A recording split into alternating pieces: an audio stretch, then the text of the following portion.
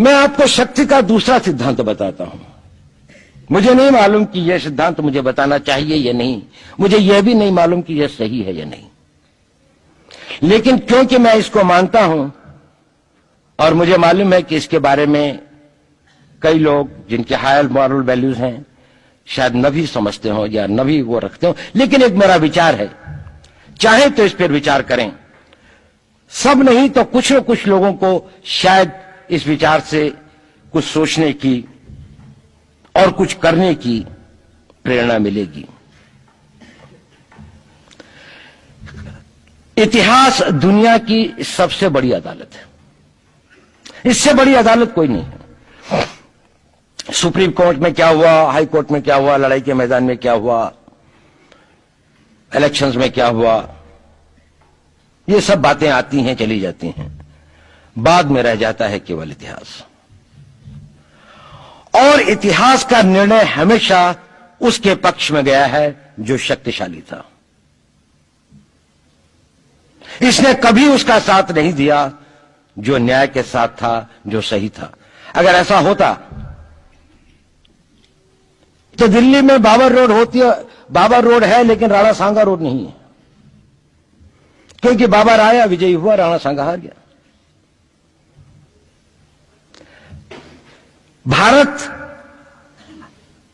की हिंदूशाही किंगडम अफगानिस्तान से होती सिकुड़ती सिकुड़ती सिकुड़ती यहां तक नहीं आ जाती। हमने किसी पर आक्रमण नहीं किया, हमने किसी के जीवन मूल्यों को नष्ट नहीं किया, हमने किसी के धर्म ग्रंथों को और धर्म स्थानों को नष्ट नहीं किया।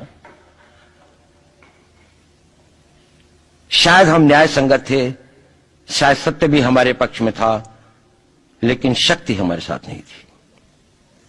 इसलिए इतिहास ने हमें उसकी सजा दी। इतिहास ने हमेशा उनको सजा दी जिन्होंने विचारों को कर्म से और न्याय को शक्ति से अधिक महत्व दिया। अब मैं ये नहीं कह रहा हूं कि उसको उसकी तिलांजलि कर देनी चाहिए, ये नहीं है कि न्याय का अपना महत्व नहीं है, लेकिन यदि कॉन्फ्लिक्ट ऑफ इंटरेस्ट हो तो शक्तिशाली बनना ज्यादा आवश्यक है। भारत धर्मगुरु भी तभी बनेगा जब एक शक्तिशाली भारत का निर्माण होगा। जिन लोगों ने भारत के ऊपर आक्रमण किया, भारत के ऊपर राज किया, इस प्रकार से राज किया कि राज करते वक्त, जाते वक्त अपने गुलामों से कह दिया कि तुम राज कर लो, हम तो जा रहे हैं, तो यहां पर गुलाम वंश भी बन गया। अगर हम लड़ाई के वॉरफेयर के उसूलों से देखें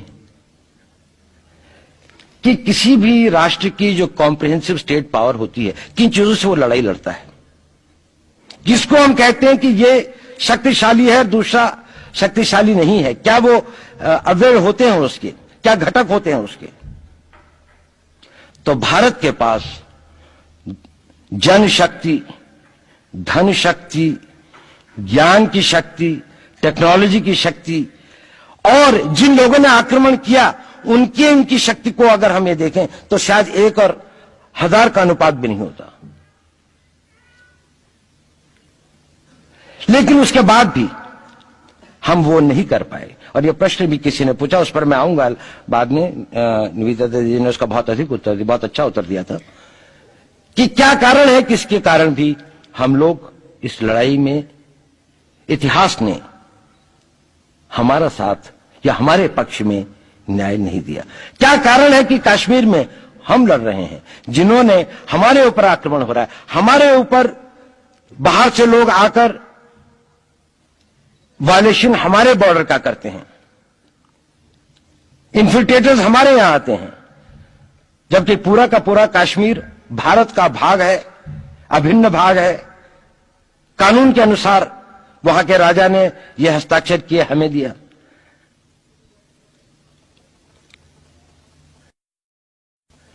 क्या कारण है कि करोड़ों की संख्या में बांग्लादेश से लोग भारत में आते हैं, हम बाड़ लगाते हैं, वो लोग वहां से मना करते हैं कि आप हमारे आदमियों को आने दीजिए, और हम कुछ नहीं कर पाते।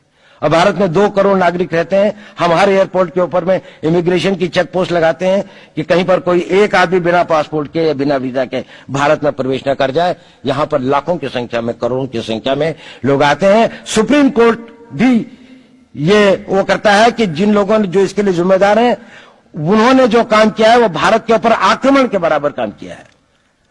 और वही सरकार उस सुप्रीम कोर्ट के 25 जुलाई 2005 के निर्णय के 3 दिन के अंदर में एक नया अध्यादेश जारी करके उन सारे के सारे कानूनों को फॉरेनर्स एक्ट के अंदर में इनकॉर्पोरेट कर लेती है, क्योंकि जो वो IMDT एक्ट था उसको सुप्रीम कोर्ट ने नल एंड वॉइड कर दिया। ये सब बातें हमें सोचने और समझने की आवश्यकता है।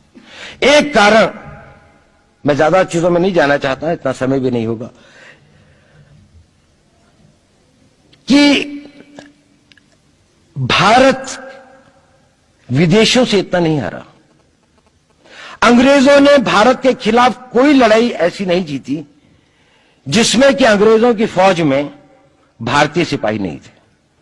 चाहे वो पहले बंगाल नेटिव आर्मी थी, 1857 के अंदर में सिखों और गुरखास ने उनका साथ दिया। जब सिखों से लड़ाई हो रही थी तो बाकी लोगों ने उनका साथ दिया। हमेशा नेटिव आर्मी उनके साथ थी। जब जब आक्रमण वेस्ट से हुआ, चाहे वो पार्थियंस थे, चाहे हून थे, चाहे मंगोल आए, बाद में मुगल आए, तो लश्कर कहां बने?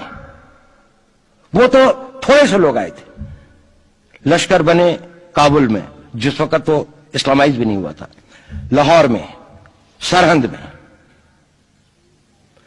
हिंदुस्तानियों को हराया है तो हमेशा हिंदुस्तान के लोगों ने साथ नहीं दिया देश का। और दर्द है तो केवल इसी बात का। भारत के इतिहास में अगर दर्द केवल इस बात का नहीं है कि विदेशियों ने हमारे साथ क्या किया, उनका तो हम मुकाबला कर लेते। दुख इस बात का था कि हमारे सभी लोगों ने साथ नहीं निभाया और साथ नहीं दिया।